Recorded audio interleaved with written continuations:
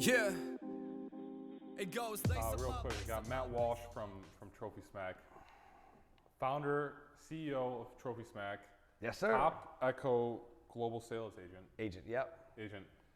Amazing. So first, I want to talk about sales. I want to. That's how I eat.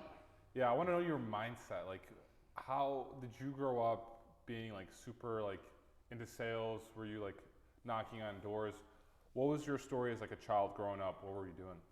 Yeah, no, I love the question because I never, even to this day, I don't inherently think I'm in sales.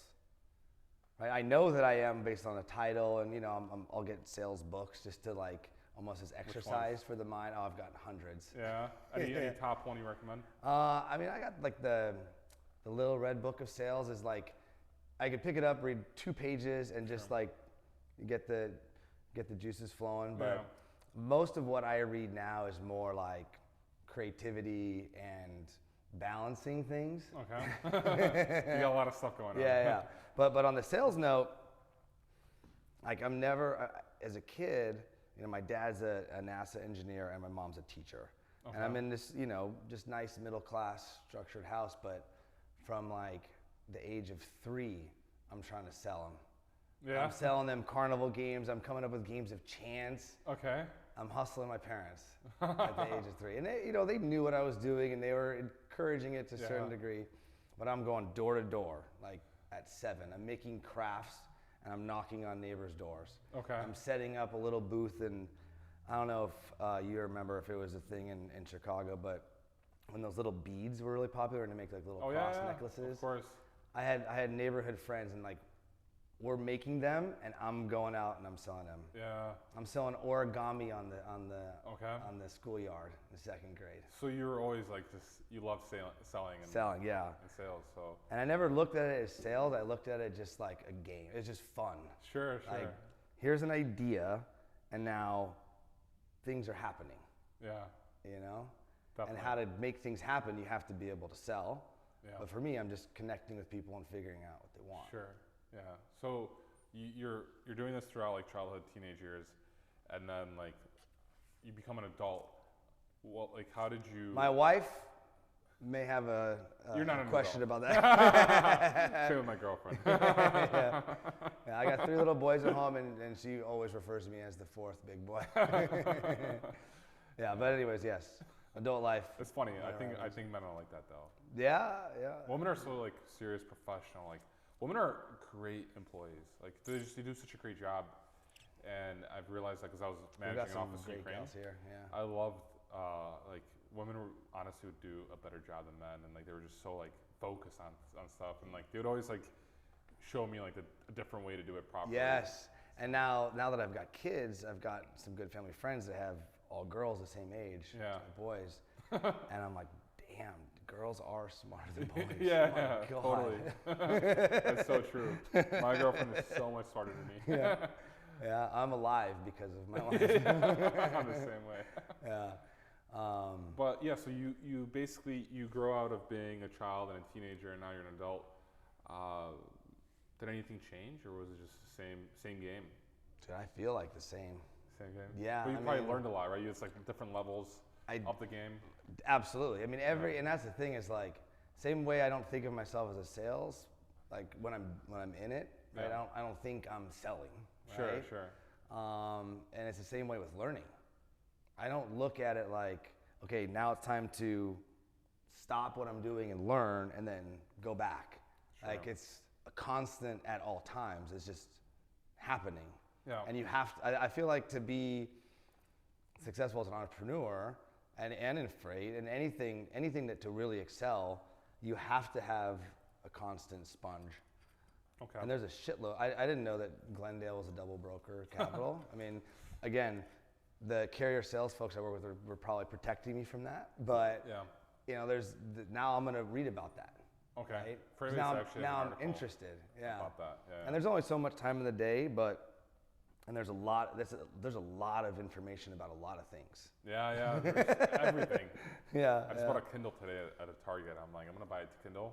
just because like when I'm in Poland, I order books a lot just because. Yes, like, same. And it's like some books aren't available in Poland, right? Or I have to wait like 3 weeks, 4 weeks to get them and I'm like, I'm just gonna get the Interesting. Kindle. Well, if you've got a list, I could include them with the belt.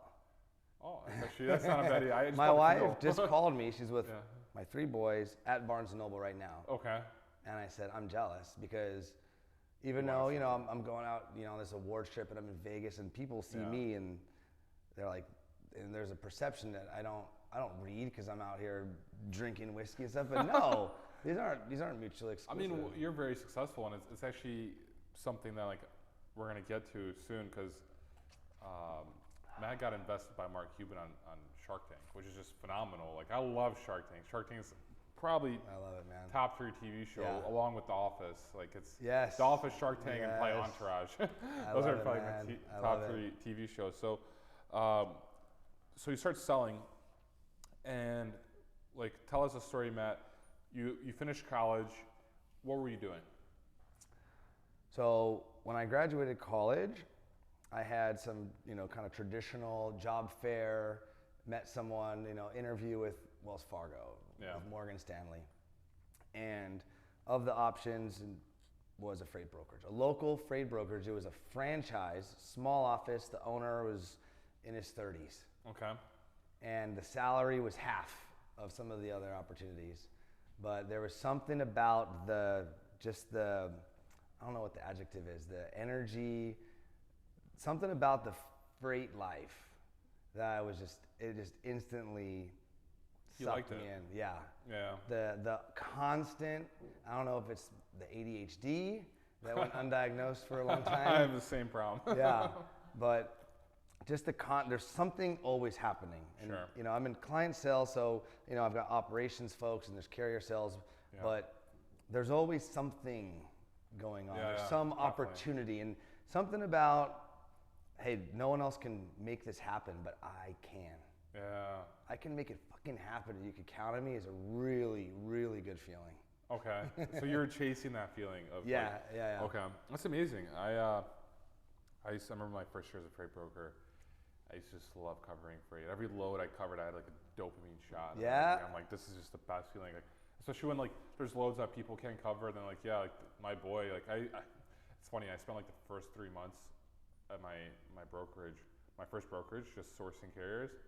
And every time I would call someone in Chicago, I'd be like, do you speak Polish? Like, do you have someone that speaks Polish? And I had like a list of carriers that spoke Polish.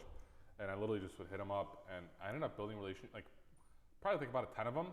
I had like a 6-year relationship with, where it's like, That's dope. They would take loads for me for great rates, great service. You have a relationship. Real relationships. Yeah. And like that's where freight brokers come in handy, right? Anyone can post a load. Anyone can cover it with a DAT rat. Yeah. It's all about those relationships. That's where there's always opportunities to make things more efficient with technology. Yeah. But when I hear some of this full automation, like that is not possible in freight. There's just too many variables. You have to have the relationships. Oh, 100%. Yeah. What do you think, just I'm going to pick on this subject real quick and we're going to return back to your life, but in terms of automation, in terms of technology, what do you see happening in terms of changes in the industry? What will become automated in the near future? Well, I think you're seeing it now in terms of availability of information and honing in on the right KPIs for the shippers. Okay. And not just feeding that information, but coming up with solutions. Sure. So there's best practices and there's geographical optimization. There's suggestions that are more than just moving freight from point A to point B. Okay. In terms of the sourcing and the carrier sales side, I mean, I just respect the hustle on the carrier sales side. I don't think that could be replaced, but I cover loads sometimes when it really needs to get done. Sure. But for the guys that like in and out and just crush it doing that, I can't see that being replaced because of how it works and how it functions. So, Sure. I mean, there's a lot on the predictive side. So a lot of what I do is on LTL. That's what I know very, very well. I rely on the folks that know truckload better than me. Yeah. But I have a difficult time to this day on truckload of this balance of what's the DAT and what can you cover it for and how do you publish rates and is it cost plus or is it contract? I mean, it gets messy for me where I've got to bring in the person that really knows. Sure. Automated routing guides and working on that kind of stuff. And Echo invests a lot of money. Oh yeah. In all that. And Echo, and that's why I am in a very fortunate position where Echo acquired our company over a decade ago, and Echo continues to invest in this technology where I can rely on those solutions for me to do what I do very well. Yeah. When I was pre-Echo at a startup, we did what we did very well, but It's all scrappy. I have no chance at doing what I do now, right? Sure. The 10 distribution centers with hundreds of different login and passwords for load tendering. Yeah. No, there's no way. Yeah. But Echo has not just the technology, but the human capital to help execute. Okay. Which makes it great for me because I can just go out and close deals. Yeah. So you focus on closing deals, and then you don't have to worry about the load for the most part. For the most part, that's how.